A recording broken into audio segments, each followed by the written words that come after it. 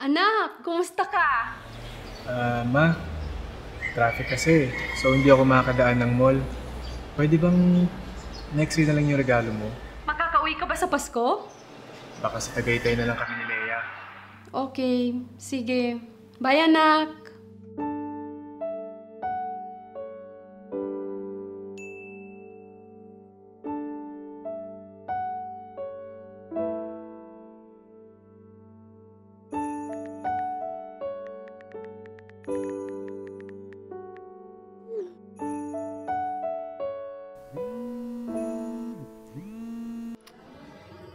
Yes, Ma. Bakit po?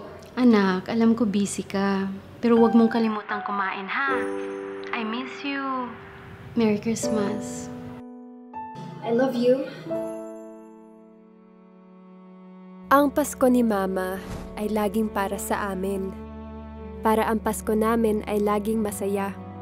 Para ang Pasko namin ay laging special. Pero minsan, nakakalimutan namin ang maliliit na bagay na ginagawa niya para sa amin. Ngayong Pasko, huwag nating kalimutan ang mga taong laging nandyan para siguraduhin tayo nakangiti at laging masaya. Anak, ito ng uniform mo. Sige, Ma. Ang mga taong laging nandyan para siguraduhin masundan natin lahat ng mga pangarap natin. Kaya ngayon, ang Pasko na ito ay para sa kanya.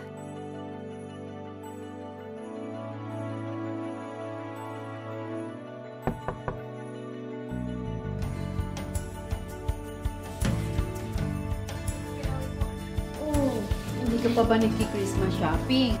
Tapos na, Ma. Dito na lang po ako kasama niyo.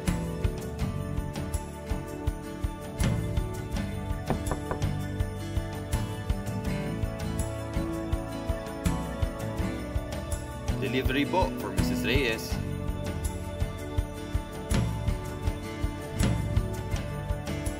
Is this your Christmas surprise, anak?